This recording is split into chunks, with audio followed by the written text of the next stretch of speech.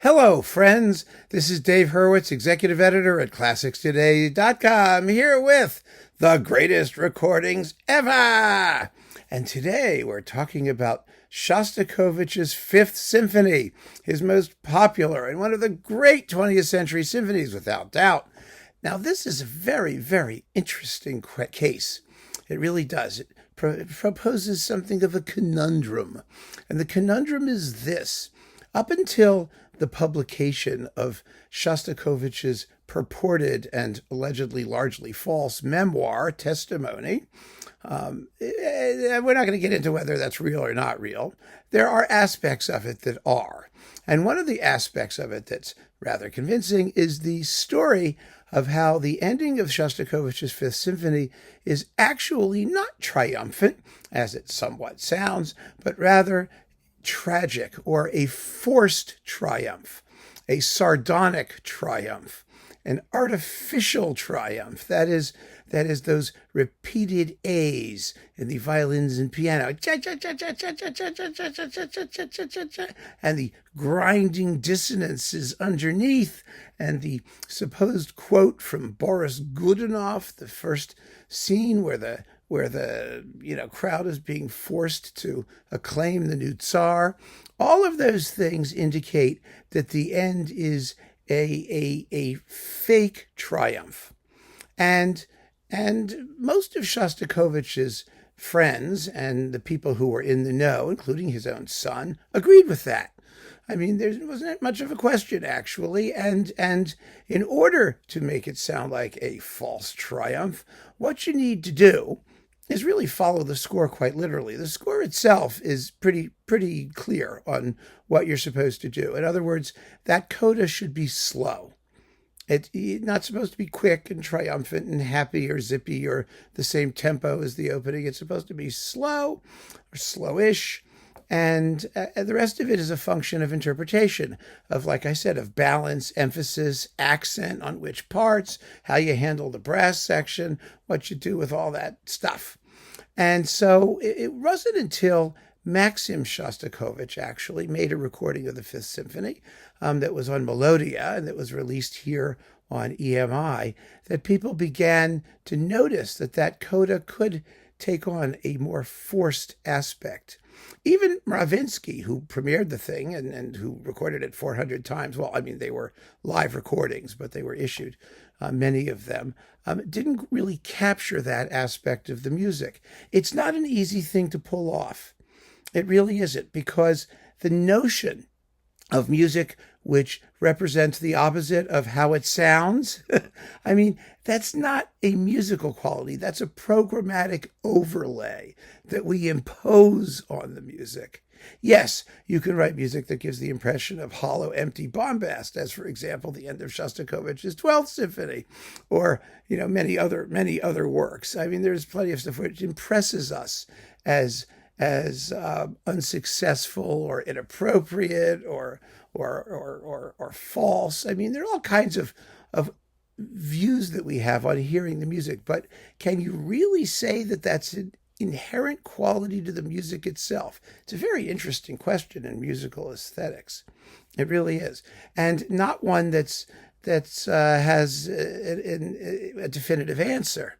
However, there are ways you can play the music which accentuate those qualities and increase the possibility that you're going to think that ending really is not the happy ending that it alleges itself to be. And let's get this straight. There's nothing wrong with a happy ending. Nothing at all. You could play it as a straightforward, triumphant ending, and it sounds marvelous. It works perfectly well because music has that inherent ambiguity built into it, and what it means is what you think it means. So that's okay. We say there was a whole period there where people were sort of asking themselves if they had any right to enjoy the ending and just clap and enjoy it because it was fun and zippy. And remember, Shostakovich liked Leonard Bernstein's interpretation of the Fifth Symphony, which is the fastest thing ever, which completely ignores the tempo designations at the end. It really depends on how convincing the interpretation is entirely. And Shostakovich was certainly one to understand that even the composer's initial intention may not be all that can be said about a piece of music. The piece of music takes on its own life. It has its own story to tell and has many possibilities, some of which the composer might not have even imagined when he wrote it. So all of those things are in play. However, there is a performance that really nails the tragic, hollow ending better than just about any other, and it's this one. Kurt Sanderling with the Staatskapelle Berlin, or the Berlin Symphony, or one of those. Let me see who's actually playing, shall we? It's probably a good idea. It's in this box. It's also available in a separate box of Sanderling's Shostakovich, which I have sitting over there somewhere. But I had this one handy. It's right there, so I use this one. Yes, the Berlin Symphony Orchestra under Kurt Sanderling. Now, Sanderling was an associate of Shostakovich. He was initially, anyway, after World War II, he found himself in Russia. So he was also conductor of the Leningrad Philharmonic along with Mravinsky, and has a pedigree that is second to none in the music of Shostakovich, and he certainly understood what Shostakovich had in mind, and in addition, being kind of dismal and German, as so many of these dismal German conductors are, he was keenly attuned to irony, tragedy, the darker side of life. And so if you wanted to get the darker side of Shostakovich's Fifth Symphony, Sanderling is your guy. He's got the Berlin Symphony playing extremely well. Berlin Classics, those East German engineers were marvelous. They make wonderful recordings. And boy, oh boy, does that ending grind it out. It is ferociously not happy. You could still listen to it and take it at face value, of course, but you can't deny that stabbing like a piercing headache that makes you like a migraine, and the dissonance in the brass, and the effortfulness of the whole thing. That's the point. It's trying so hard to be triumphant, and you may think it barely scrapes its heaving carcass over the finish line at the very end. But in doing so, it does it collapse from exhaustion? I think it sort of does. It's a remarkable performance. And of course, everything leading up to that is just splendid. The whole thing is beautifully judged, the whole performance. The second movement is nice and gawky. The first movement is intense and tragic.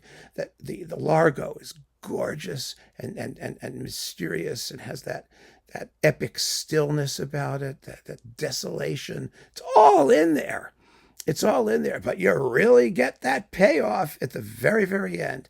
An amazing performance, absolutely amazing, and unquestionably one of the greatest recordings ever of Shostakovich's Fifth Symphony. And if you haven't heard it, it's not so hard to find.